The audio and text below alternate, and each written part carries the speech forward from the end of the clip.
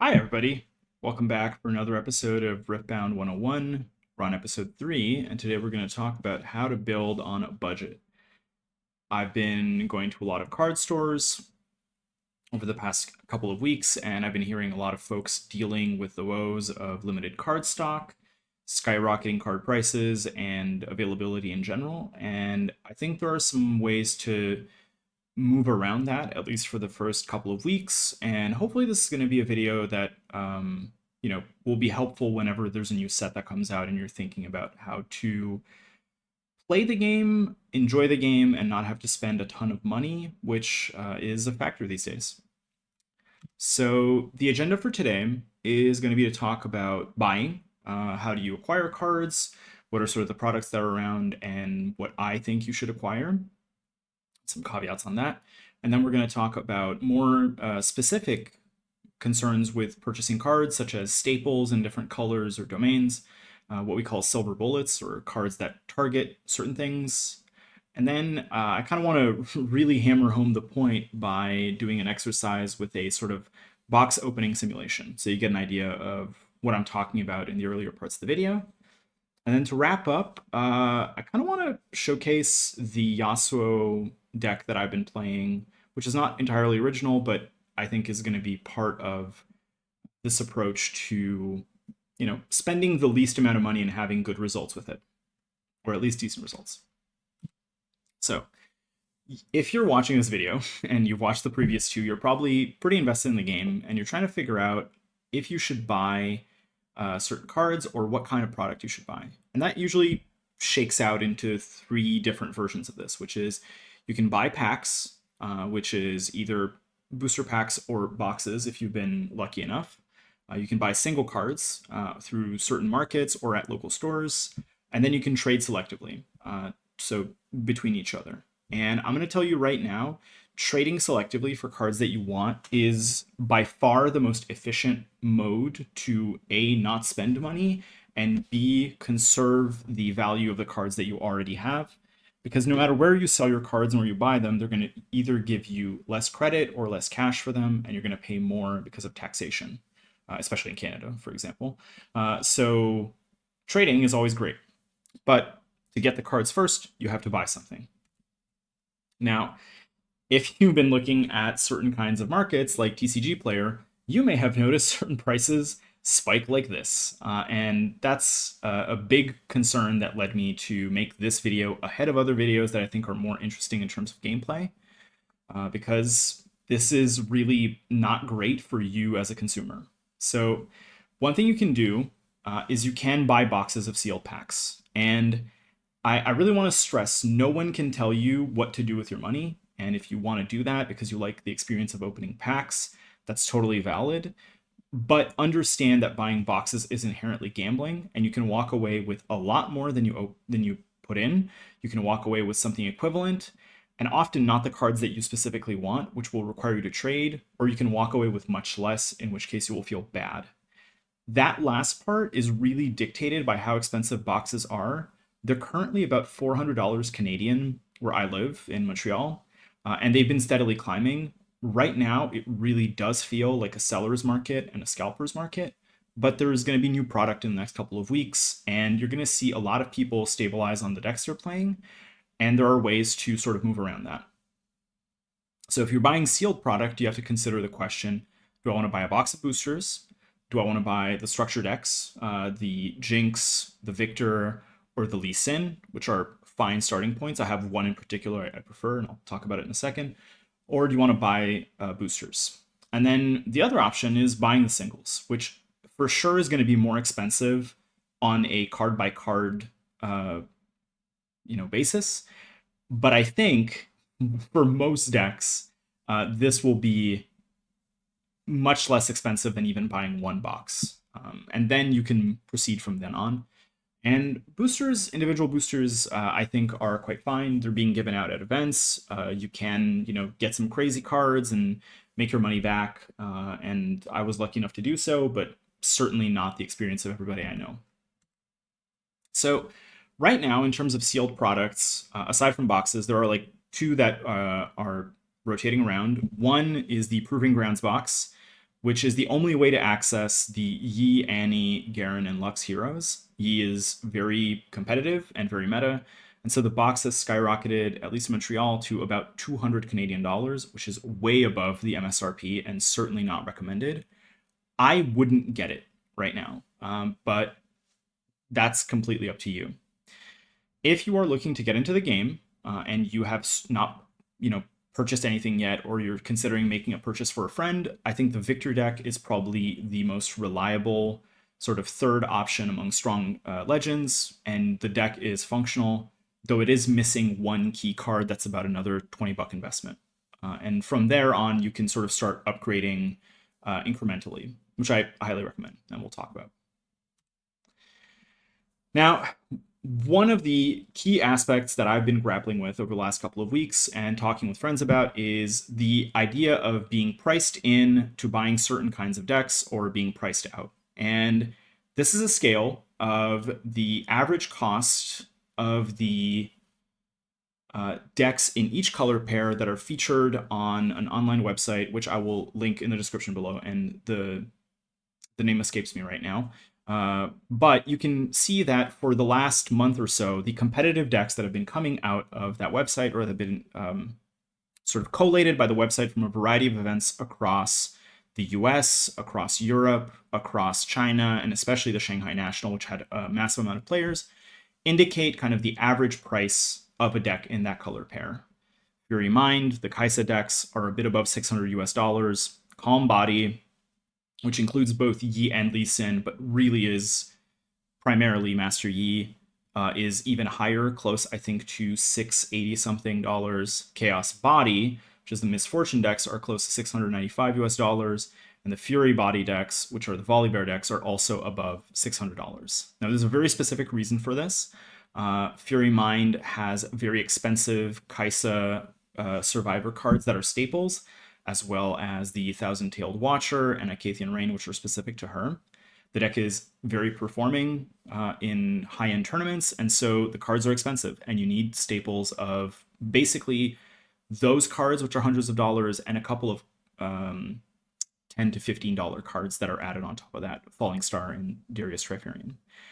The body decks, all three of which are, aside from Set, which is the Order Body deck, are way above, and I'll show you why. And then conversely, there are certain decks which are performing in top 100 tournaments way above what I expect you will find in your local Nexus Nights, and those are often in green. So Calm Chaos, which is Yasuo, Calm Order, which is Leona, and then some mixture of Chaos, Mind, Order. Like there's a middle tier. So I'm going to talk about specifically Calm Chaos today, and then on Wednesday, the plan is to talk about Calm Mind, which is the Ahri deck. And the reason why all the body decks are so expensive is because the highest performing ones often are Dazzling Aurora decks. So Dazzling Aurora is above 100 US dollars currently, and Deadbloom Predator, which is played also as a 3 of in the Dazzling Aurora decks, is also at $100 now. So just 6 copies of these cards will run the deck about $600. And that is above what those websites recorded. And I find to be just out of my budget and has completely priced me out of playing orange. So I've given up on orange. And for a very similar reason, I've given up on red as a color, because it is in the Kaisa decks, and a lot of those cards are currently, I think, at a premium because of the desire to play those decks and also the lack of product. So a lot of these prices are generated based on their perceived tournament efficiency, which has nothing to do with your experience as people who are learning to play the game, and probably not so much at Nexus Nights either, given what I've been seeing over the last week. So I've made a choice, for example, to steer my collection away from orange and red, and instead grabbing multiple copies or multiple decks I can practice with at much reduced prices, or even selling back certain of these cards to buy new boxes once they will be in stock and to increase my collection. Ultimately, I think the discussion of whether you want to purchase boxes, structure decks, packs, or singles is really up to you. And if, for example, you do feel strongly that you want to play Kaisa or you want to play Master Yi or you have some access to them, you're going to have to decide that.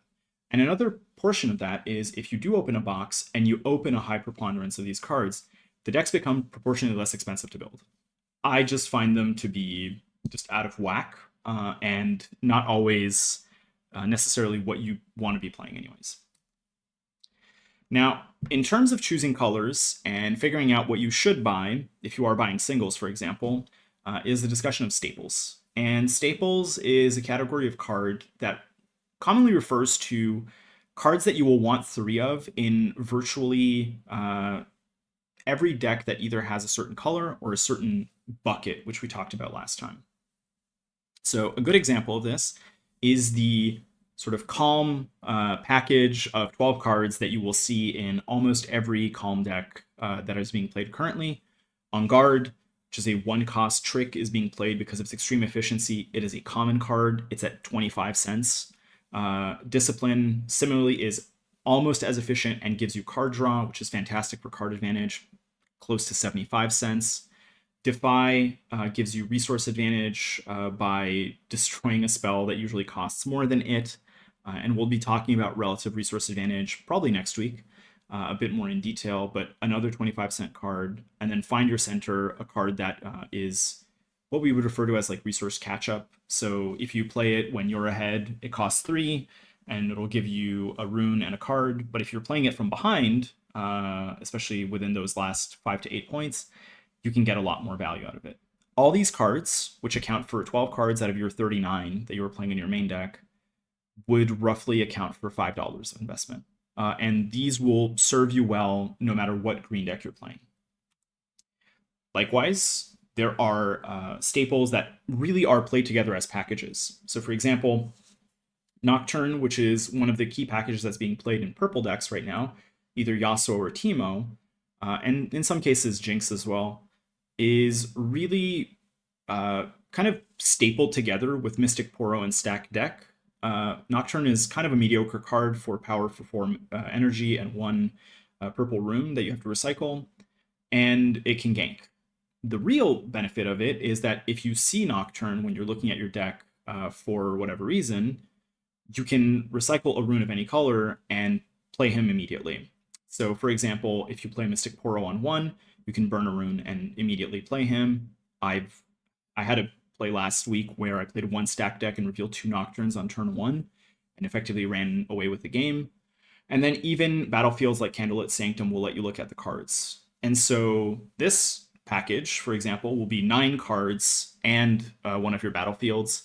Nocturne is a bit more expensive, sort of in the $4 or $5 range, and Stack Deck is certainly, I think, the second or the most expensive uncommon currently in the game at around $6 or $7. But I want to stress, you could buy all of these and the staples from before and still not have made up the cost of 1 copy of Aurora or 1 copy of Deadbloom Predator. So we're still working like within major budget constraints. The other thing to consider when you're buying cards for yourself is what we call silver bullets or tech cards. And these are cards that are not necessarily useful for your main strategy, but that you will purchase on the basis of the environment that you're playing in. So for example, Salvage is a silver bullet card against gear decks, notably Aurora decks, but also Baited Hook decks, which you will pay 2 energy and 1 yellow rune to kill that gear and draw a card. If people are playing Aurora and then attacking into a battlefield, you can also do this on their turn, effectively denying them 7 energy worth of investment and getting a card out of it, which can be a really brutal play. Salvage is a card that I don't think is being main decked in most yellow decks, but is included as a 3 of in virtually every sideboard. I would get a bunch of these or keep them if you open them in packs. And silver bullets kind of work the inverse of the price chart that we're looking at. So this is a chart based on that same website, which again, I will link in the description, which will tell you sort of the tournament share of each pairing of colors. And so Fury Mind has only Kaisa decks, and it accounts for, I think, 37% of tournament decks. And then Calm Body, which is mostly Yi, but some Lee Sin, is close to 27 or 28% of the metagame. And so your silver bullets will almost always be targeting either Kaisa or Yi and or Aurora decks, really. And the way to think about it is that your main deck, your primary deck, should have cards that are generally more insulated against Kaisa as the or Fury Mind, so against damage spells, and that draw you as well. And you should have sort of the silver bullets in the sideboard for when you do run into Calm, or in a third order if you run into Order Mind, which is Victor, or Order Body, which is Set. Basically, everything after that is like 4 to 1% of the metagame and even less. Do not bother specifically targeting those matchups, but if you do have cards that can hit multiple matchups, then it's always nice to include those. So thinking of all of that, right, you're going to say, well, okay, I need some staples, I need some specific cards that are working inside of my bucket, and I have certain characters I like, and I'm going to need some silver bullets as well. This is a lot of different kinds of cards, and I want to show you just how efficient or inefficient opening a box is for this. So let's say I'm a new player and I would like to either play Kaisa or Master Yi, and I have the requisite Proving Grounds product. And so what I'm going to do now is I'm going to open packs, and I would like to either A, get enough cards to build one of these decks, which would be 2 Kaisa Survivors, 3 Deadbloom Predators, or 3 Auroras, and a certain amount of dollars, for example, to offset that. And since the price that I'm seeing is about $400 Canadian, let's just be generous and say that a box will need to pay for about $250 of itself to even be worth opening in the first place. So this is the website I'm using. It's a website called Rifty, which is very small currently. There we go. And Rifty has a sort of pack opening mechanism. So you just refresh it. And so what we're going to do, instead of like going through the entire collection, because basically everything that's common or uncommon under Stack Deck, Salvage, Sprite Mother, and Machine Herald's not even uncommon, and Retreat, is kind of like a $1 or less card, and packs are reasonably expensive. So we're going to count 24 packs, and I'm going to talk through them as we go. So the first pack is going to be a Noxian Guillotine Carnivorous Snapvine pack. And there's not going to be any uncommons, which are super useful. We do have a Defy. And Carnivorous Snapvine is an all-right card. You would play it as sort of a faster version of Yi, but certainly not something that is worth the pack itself. Second pack, we have a Teemo and a Tide Turner. Now, these are great together. Tide Turner is played in some of the Teemo decks and is super useful. But again, a pack that does not have a ton of value for what we want. Stupefy is a blue staple. Vanguard Captain is a staple in Legion decks, as is Noxus Hopeful. Imperial Decree is played in Victor, I think. Third pack, we have a Noxian Guillotine, a Kane, a Herald of the Arcane, and some amount of other uncommons. Once again, there's not much in this pack that is useful for us. We've opened 2 Noxian Guillotines, a card that is not even really played in Darius, but it is what it is. Fourth pack, a Volibear, a Lee Sin, and some smattering of other cards that are for a variety of different decks. And so opening a box, you can notice that you are going to accrue a lot of different commons. Uncommons is a bit more of a, shot in the dark. But Lee Sin is played in Lee Sin decks. Lee Sin Centered is played, and Volibear Imposing I don't even think is played in the Aurora Volibear deck, but I might be wrong. Baited Hook and Kiana. So this is a good pack. This is our 5th pack, I think. And Baited Hook is in Canada about a 55 Canadian card, so roughly like $35 to $40 card. And Kiana is about $10. So you've now made an equivalent amount of value from the packs that you've opened, a little bit, but they are for a different kind of deck. Kiana is played in Yi decks, and Baited Hook is played on its own. Pack 6, we have a Teemo and a Set. Set is really played, I think, mostly in Set decks or in Leona decks. sort of an alternative, and nothing else here that I'm super excited about. Retreat is good in Kaisa decks. So we're already about 6 packs in, and we have neither the Kaisa pieces nor the Yi pieces, really. Pack 5, a Fiora and a Volibear in a Retreat. Fiora is played in set and in Leona. And pack 8,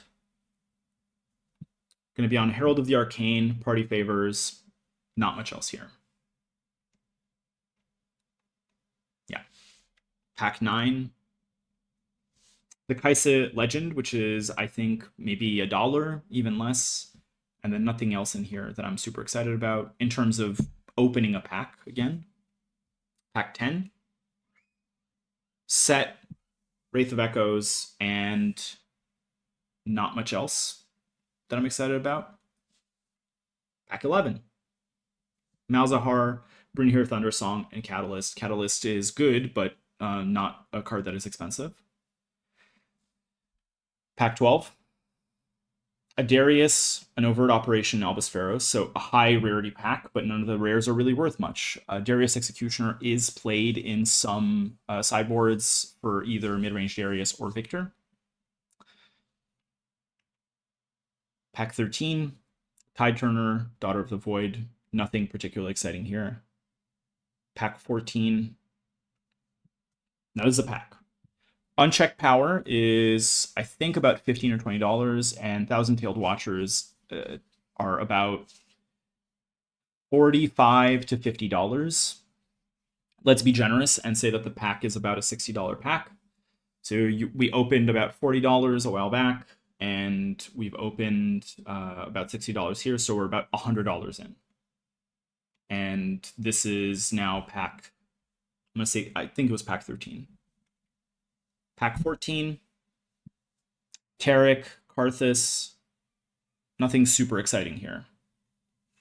And you may be hearing my guinea pig in the background because he has not recovered from the time change yet. Pack 15, Anivia and Mistfall, nothing here either. Pack 16, a Darius Hand of Noxus and a Mage Seeker Warden. These are all like $1 to $2 cards. Pack 16, White Flame Protector is a great pull. It's about $40, and then everything else is, a bit smaller here. So we're at $140 now, ish.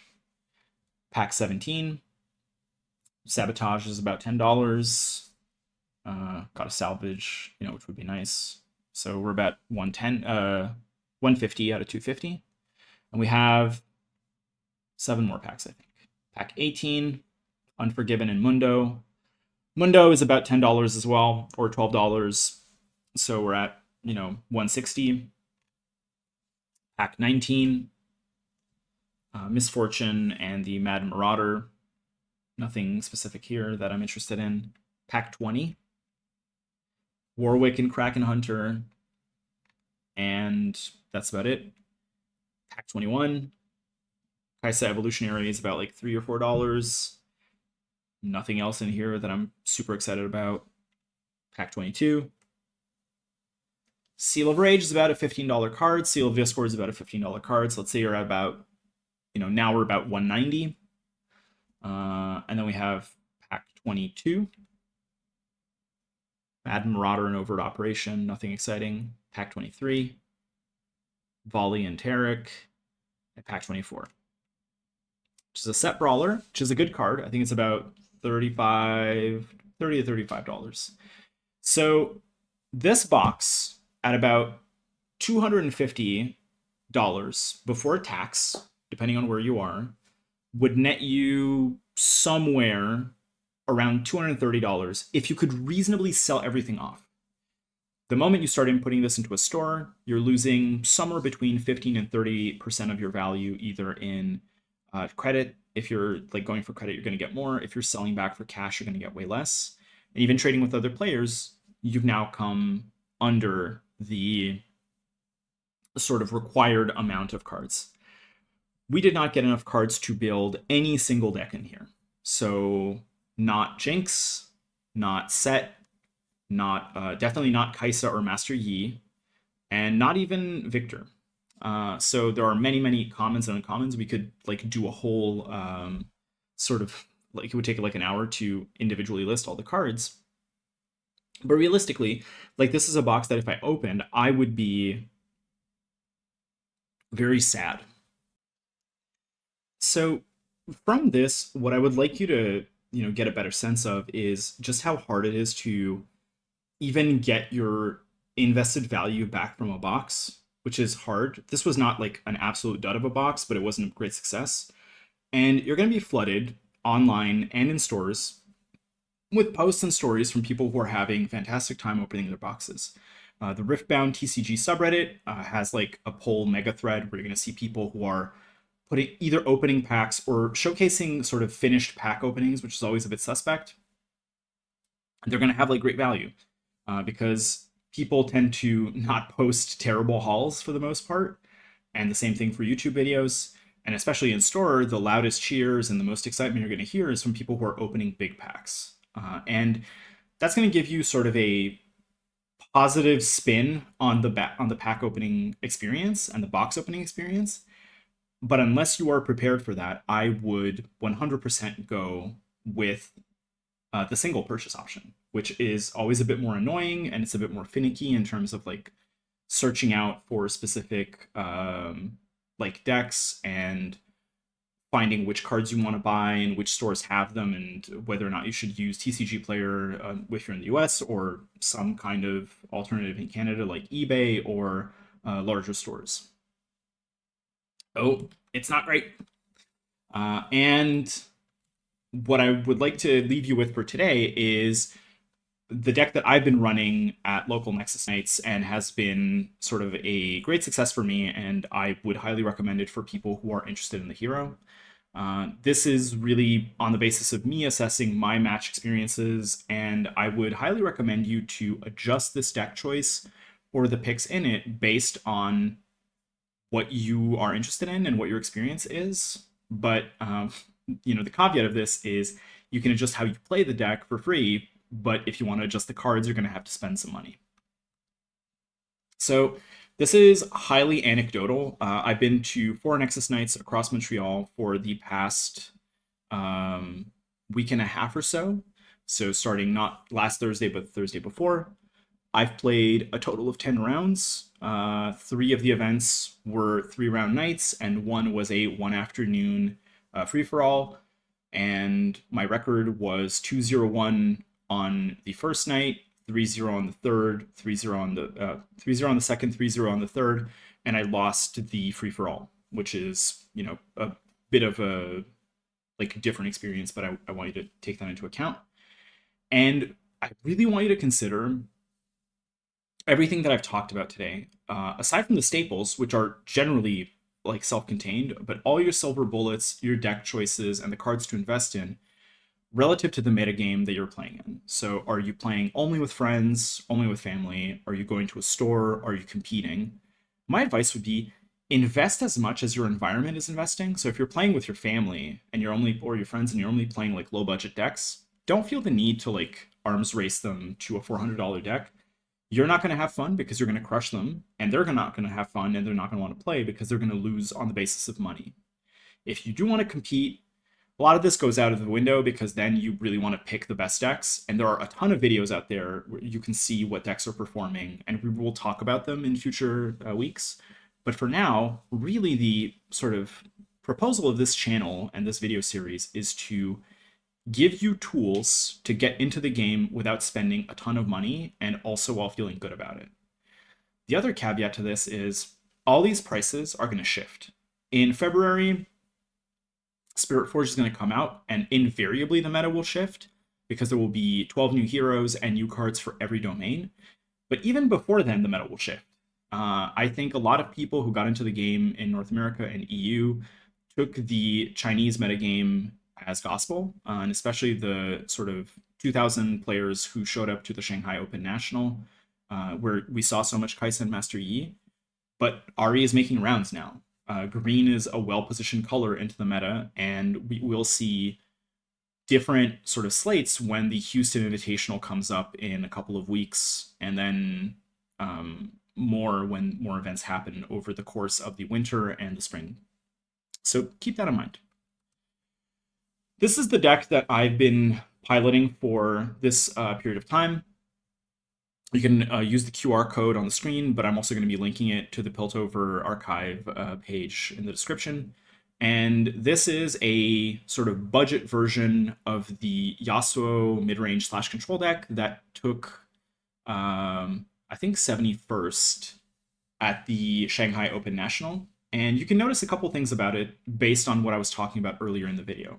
First of all, there are three ofs of Defy, On Guard, Discipline, and Find Your Center. And then there is the entire Nocturne package, which is 3 of Nocturne, 3 of Mystic Pour, 3 stack deck. Already, that accounts for 21 out of 39 cards. You want 1 copy of Yasuo Remorseful, which is not very expensive, and then you want some amount of, tricky cards and cards that play for field. So, for example, Traveling Merchant and Wielder of Water are fantastic units to hold the board. 2 Kane as like a mid-range unit, and 3 of Rasa, which I think is like a 50-cent card that you can position for the later game. And some changes that I've made to this list, which are not extensive, is that the 2 of Windwall is a replacement for 2 of Zonias, which is about a $14 card. And the Tasty Fey Folk is about an $8 to $9 replacement for a White Flame Protector, which is like the $40 dragon that we opened during the pack opening simulation.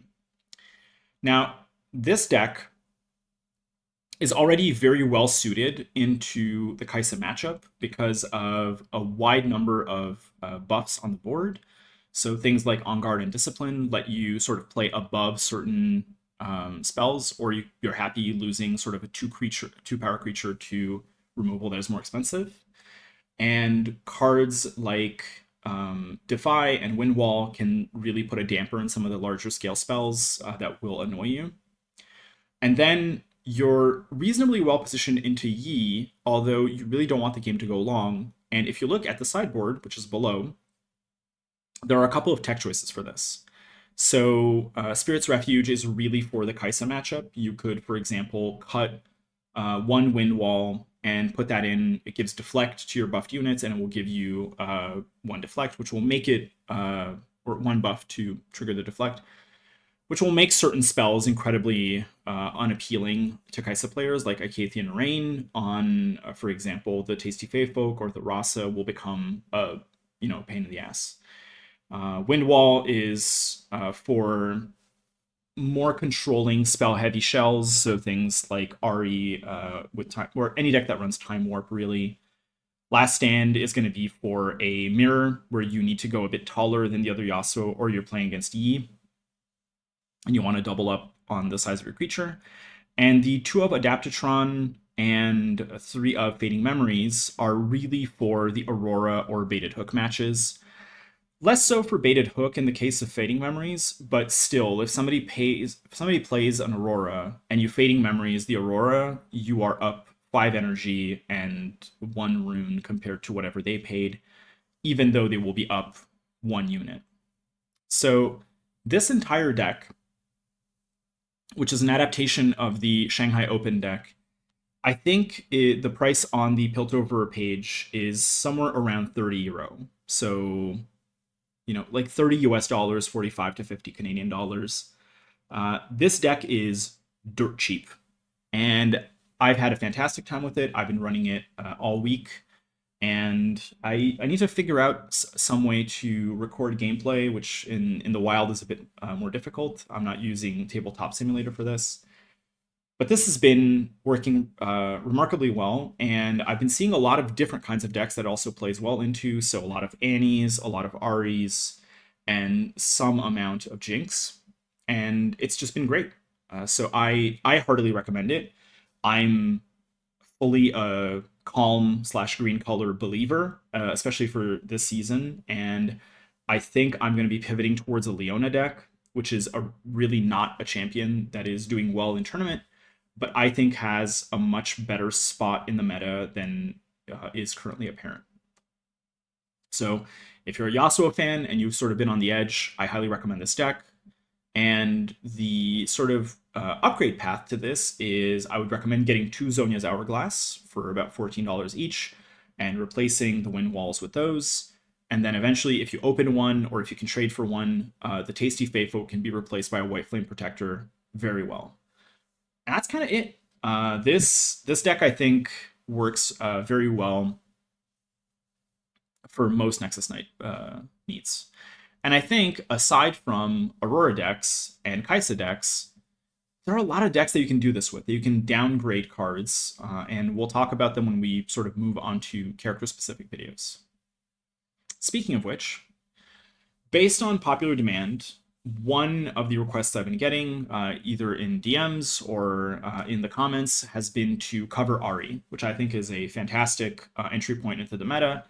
Has a lot of different deck styles, actually can play 2 different game plans entirely through the sideboard, and also is very popular with people. So that's going to be the plan for Wednesday. We're going to do a more focused video on sort of how to think through a hero entirely and build, and that's going to be Ahri, and then I think the next one is likely to be Leona sometime next week. Until then, have a nice day. I hope this was useful, and I'll see you on Wednesday.